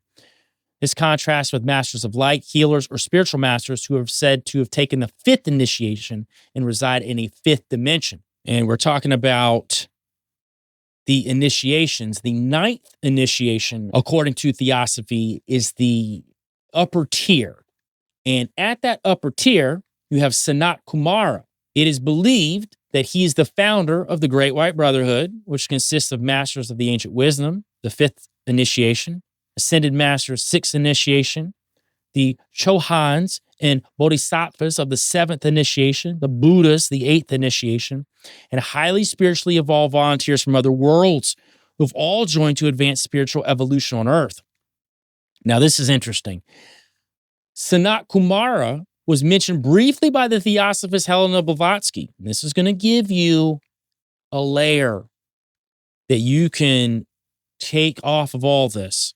And again, this is all the precursor to this starseed idea. She claimed that Sanat Kumara belonged to a group of beings, the Lords of the Flame, whom, in her words, Christian tradition have misunderstood as Lucifer and the fallen angels. So this is where people who really dig deep into Theosophy and get to that bottom piece and understand that ninth initiation, that top initiation, which Aleister Crowley was all about building Thelema around some of the same concepts, even though he did not care for Theosophy in its current incarnation when he was there. He liked the Helena Blavatsky version. He didn't like what was being purveyed when he was in the United States. But he did build the levels of Thelema very similar to the way that the levels of Theosophy was built by Helena Blavatsky and others. But to get to that top level, for Blavatsky to reveal that they were the Lords of the Flame, that the top level, Sanat Kumara, the ascended master of the ninth initiation, the highest initiation possible on planet Earth, according to Helena Blavatsky, regarded as the Lord or Regent of Earth, of humanity, Sanat Kumara, to say that he has been misunderstood as Lucifer and the fallen angels lets you know exactly who they are.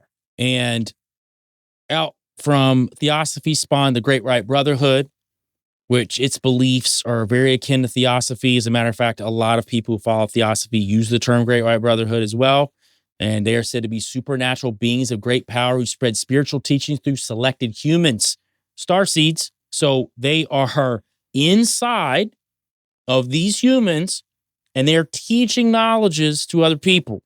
So this is that early idea of the starseed, this other being that's inside of us is trying to get out. And honestly, I think it could even play into possession at this point, that some people who believe they're starseeds, there's something in you all right. And I think that's what we have to be very, very careful about. Because yeah, you might be tapping into supernatural powers, it's not because you're bloodline. It's not because you're of alien origin. It's because you have something that's inside of you that shouldn't be there. And I think we've got to be very careful with all of this spiritualism that's rolling around out there, because it is designed to look good, taste good, smell good, feel good. But in the end, it's taking us down the path that we were never supposed to be on in the first place. And when it comes to the Great White Brotherhood, the term white refers to their advanced spirituality. In other words, that they have a white colored aura. Now, they try to say that it has nothing to do with race, but it's odd that they're using the term Great White Brotherhood. And you've got these occultists who are purveyors of eugenics that are designed to get rid of people that do not look like them. However, Blavatsky described many of the masters she met as ethnically Tibetan or Indian and not European. So that was the one deviation from it, was Helena Blavatsky, who, when she dealt with the ascended masters that she met, they were not of this Aryan version. Now, she also claimed that humanity had evolved for millions of years through various root races, including the Lemurians, the Atlanteans, and the present dominant race, the Aryans.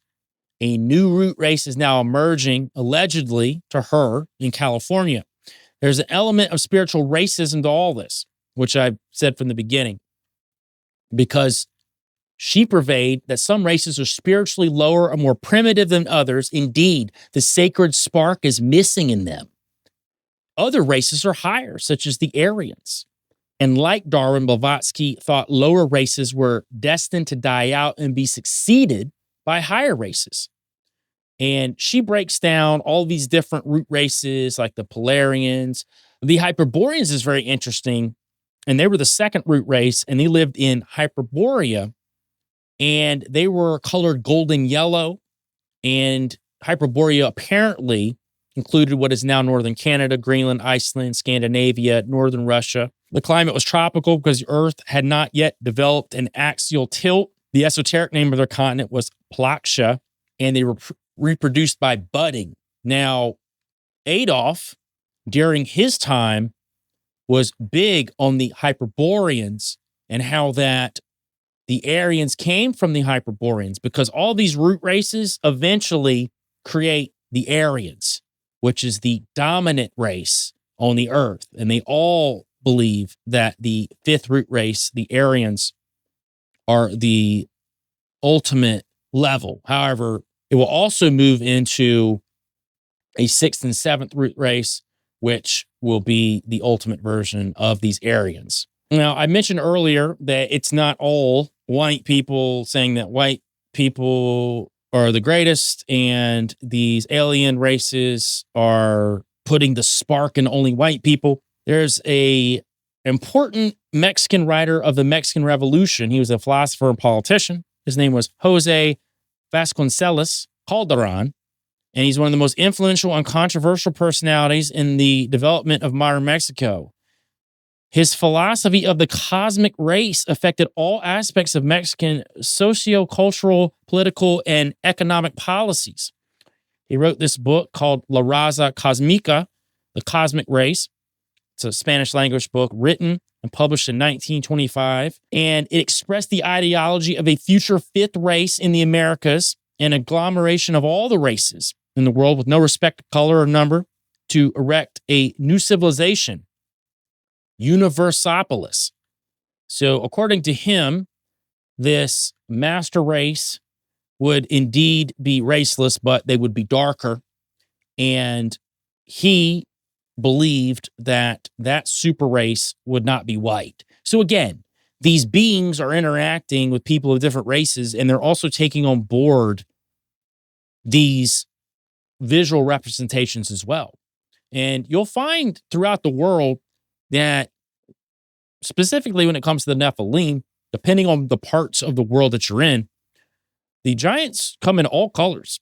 And I find it fascinating that people think they're only redheaded and pale skin or blonde haired and pale skin. And yeah, there were a lot like that, but they weren't all that way.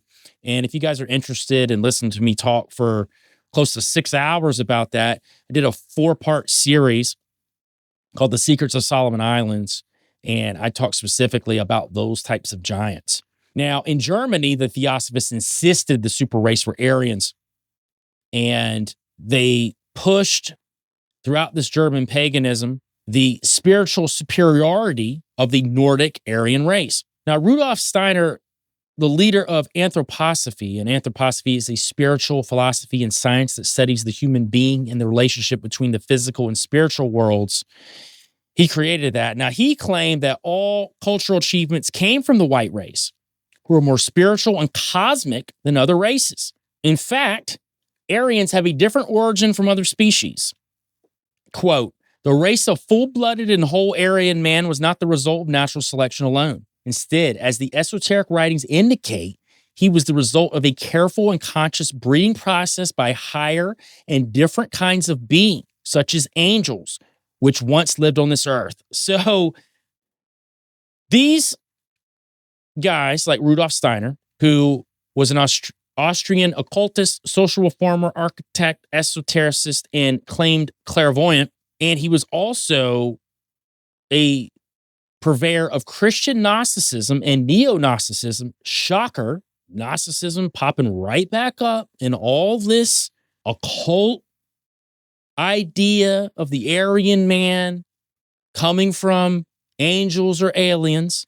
Now, he thought that the Aryan race needed to be kept pure through measures such as segregation and eugenics, and also advocated the mass castration of other races to protect the purity of Aryan women. Not great. Now, this sort of spiritual racism had a profound influence on the Nazis. Many leading Nazis, including Adolf, believed in the Hyperborean race theory, which I talked about, which suggests that Aryans weren't the same species as other races, but had emerged somewhere in the frozen north, possibly even Atlantis. Adolf saw his spiritual mission as the purifying and perfecting of the blonde, blue-eyed Aryan race and subjugation or elimination of all inferior races, which we know how that all went. Now, when the UFO culture in the 1950s, 1990s, this is when that whole starseed thing really started picking up. And this is when the idea of the secret chiefs, the Mahatmas, the Great White Brotherhood started morphing more into extraterrestrial. And it really started in the 1950s with a Californian named George Adamski, which I talked about in the last episode. And he and some friends had seen a UFO above the Colorado desert. And he met a tall humanoid man who had communicated with them through hand gestures, telepathy, and occult symbols on his footprints, which were actually swastikas, by the way. And these were the Nordics. And these were the tall Germanic or Scandinavian-looking humanoids, straight blonde hair, blue eyes, fair skin. And George Adamski was the first one to say that he met with these friendly Nordic alien space brothers. And he said that they were described as benevolent or even magical beings who want to observe and communicate with humans and are concerned about the Earth's ecology or prospects for world peace. Always. These beings are always talking the same junk. But yet then they want you to do all these negative things, jump through all these hoops, specifically a bunch of sexual stuff to get world peace. Eugenics being a big part of it. We need to wipe out the people that don't belong. This is Darwinism 101, survival of the fittest. And again, funny enough, a lot of these white people are talking to these white-looking aliens, and they're talking about getting rid of everything else that doesn't look like them because they don't have the magic spark. But I did talk about earlier how that on the flip side, you're having these entities looking just like people of color and purveying some of the same types of ideology. Now, in his second book, Inside the Spaceships in 1955, Adamski meets the alien again. This time, the alien speaks perfect English, introduces himself as Orthon. He takes him to a spaceship. There, Adamski meets the Master. Why are they always meeting the Master? The Masters. Sounds a lot like what I talked about last week with Admiral Byrd. when he went into inner earth and met the master there. Interestingly enough, there were swastikas on the UFOs that took him down there. Orthon's got swastikas on his shoes. And I did a little research about this Orthon, and I actually found a very interesting story that ties into a spirit called Orthon. Now, it comes from a story from a Jean Froissart and his chronicles, and they have been recognized as the chief expression of chivalric revival of the 14th century kingdoms of England, France, and Scotland. His history is also an important source for the first half of the 100 Years' War. He was a medieval author and court historian. Now, he visited this town of Orthez in France in 1388, and he was told a story about a spirit named Orthon who served Lord Decorus. And in this story, Lord Decorus has a priest that comes to him who is asking him for taxes because the Pope is telling the priest to come get the taxes from Lord Decorus. Lord Decorus denies him, and then this entity comes called Orthon and tells him that, listen, I'm going to harass you every day until you pay the priest because I work for this priest. Well, Decorus ends up making a deal with Orthon and says, why don't you just work for me? You don't have to do all this back and forth, and you can give me knowledge. So essentially, Orthon starts giving Lord Decorus these knowledges. He starts telling him about what's happening with wars around the world. He knows about things long before he gets the information for them, so he's able to combat certain outcomes in battles. And what ends up happening, long story short, he wants to see Orthon physically. And the first time Orthon shows up is a couple straws on the floor of his bedroom, and he doesn't recognize him. The next day, he shows up as a sickly cow, and he actually sicks the dogs on the sickly cow, not knowing that it was Orthon, and Orthon just disappears. The cow disappears, and then that night, Orthon never comes back because he didn't recognize Orthon, and so he loses the power that Orthon gives Decorus, which I thought was a fascinating story from the 1300s of an entity called Orthon, which Adamski in 1955 meets this Orthon who has swastikas on his shoes, takes him to meet this master who, guess what he does? Warns him that humanity is heading for disaster because of overpopulation and nuclear war. The master calls humanity to a more spiritual existence.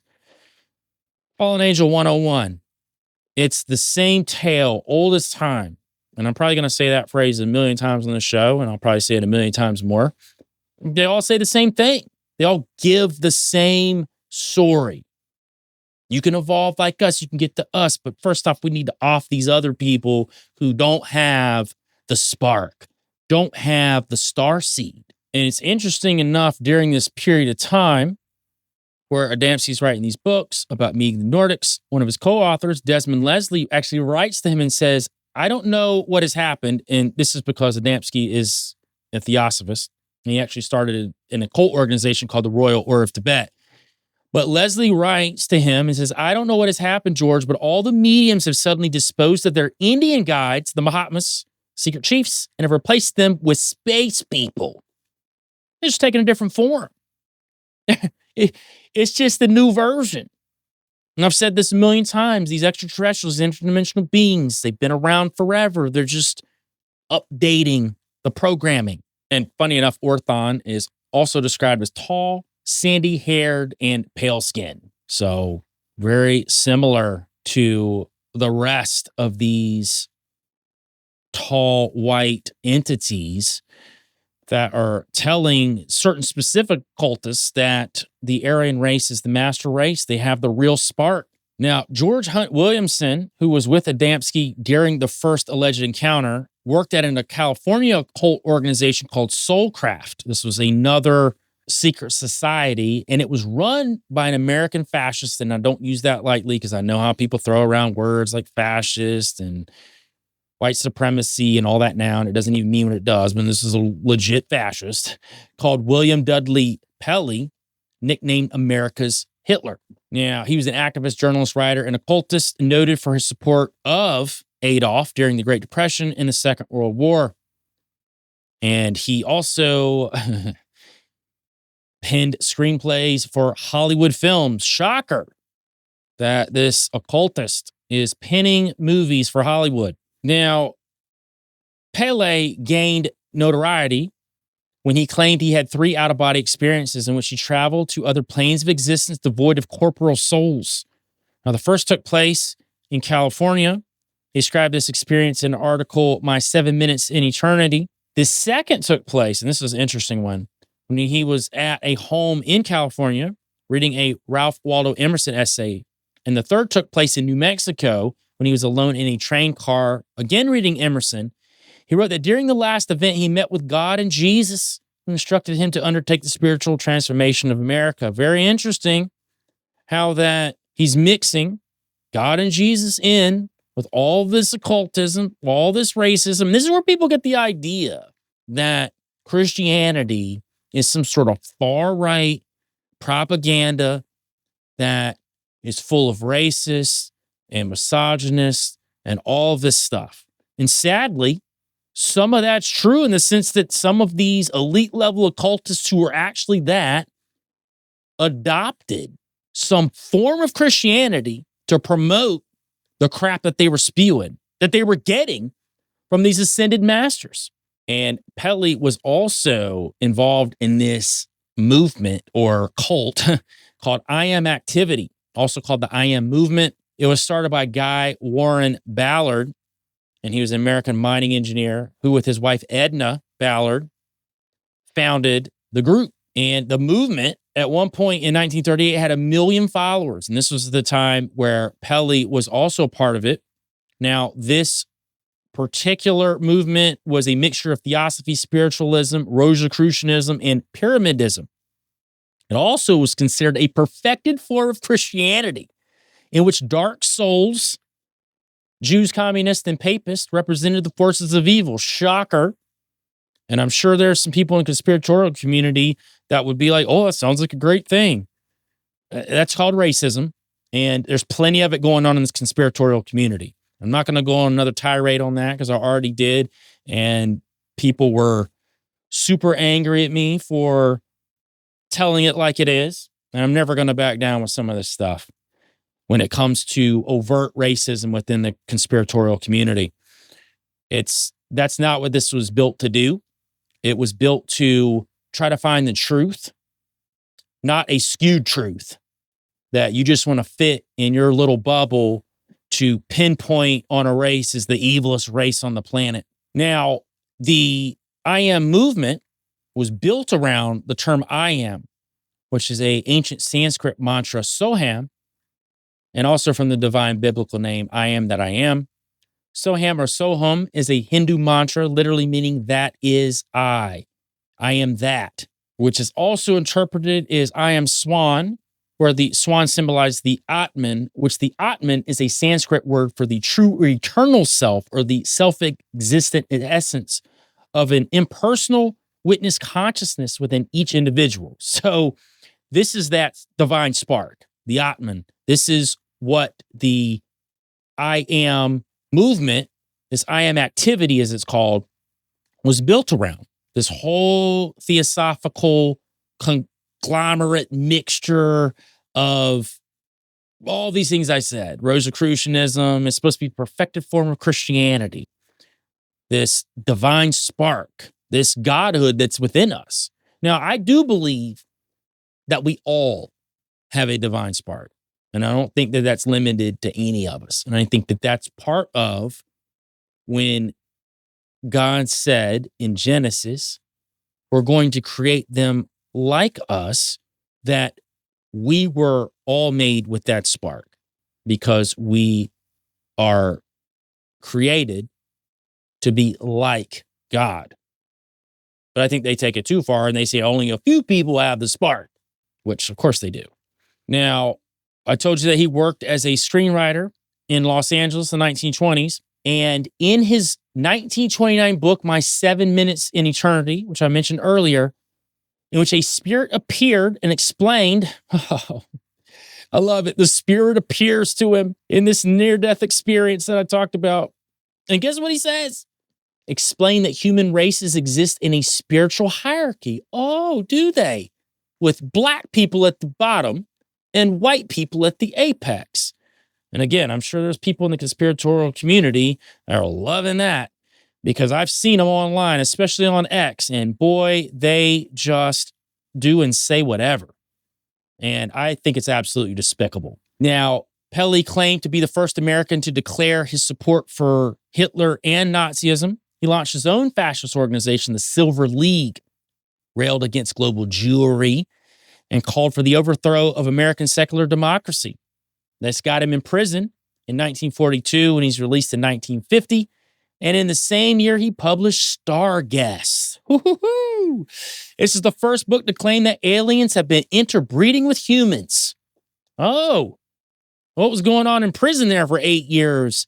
Pele, to then come out with Star Guests, Starseeds, Star People.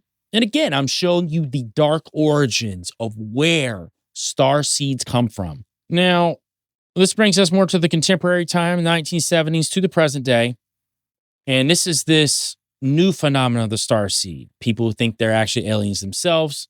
And again, Crowley's Moon Children, H.G. Wells' Star Begotten, Pele's Star Guests, these were all the precursors, these occultist ideas of what these starseeds actually are. So it's funny, all these people running around right now calling themselves starseeds have no idea of the origins of the starseed and what these eugenicists were pushing with this idea of the starseed. And I talked about earlier, the first to use the phrase starseed was actually Timothy Leary. And what I didn't talk to you about was in the early 1970s, he was in Folsom Prison, having been arrested for drug trafficking. He claimed he started to receive messages from the star Sirius calling humanity to evolve into interstellar super beings. He and another inmate who also claimed he received Sirian messages, shared these communications in their 1974 book, Terra 2, A Way Out. And aliens allegedly urged Leary to gather together 5,000 of the smartest, healthiest, and sexiest humans. I love it. Onto a spaceship to leave Earth and seed another planet and raise a new species of ultra-intelligent, long-living superhumans. The book declares, the general rule must be that we select the strongest, most viable, superior stock from each species of life, from each human group. However, in the illustrations, which I'm going to show you here, the crew are all strapping blondes. So again, eugenics, the white person, according to these people, are the best, which I think is ludicrous. Now, this also leads into Ken Carey, who's a contemporary New Age medium and channeler. Was a postal worker as a young man. Frustrated, he and his family moved to a farm where they lived without most modern conveniences, such as electricity, plumbing, radio. And while he was lying in bed one night with a severe cold, he felt a presence and heard a low humming he described as an energy field. And a voice spoke to him. During the winter of 1978 through 79, he channeled for 11 days. The entities that spoke through him sometimes appeared as angels, including the angel Raphael, or what was telling him was Raphael, or extraterrestrials. During the later sessions, an entity declared, I am Christ. I'm coming this day through the atmosphere of your consciousness. The Christ consciousness I've been talking about, this idea that Jesus is not God. He's obtainable to be just like us. I'm the bridegroom spoken of old. I came to you first through the man named Jesus. Transcripts of these sessions were published as the Starseed Transmissions in 1982, became early channeled New Age classic. And in that book, the Starseed Transmissions, Carey says, there are but two roads before you. So this is him talking to the Starseeds. You can walk in the innocence of those who trust the Lord or perish in the impending collapse of your rational systems. Man, I love how they mix biblical narratives in with this New Age, occult, Gnostic doctrine. And it's just so incredibly tricky and deceptive.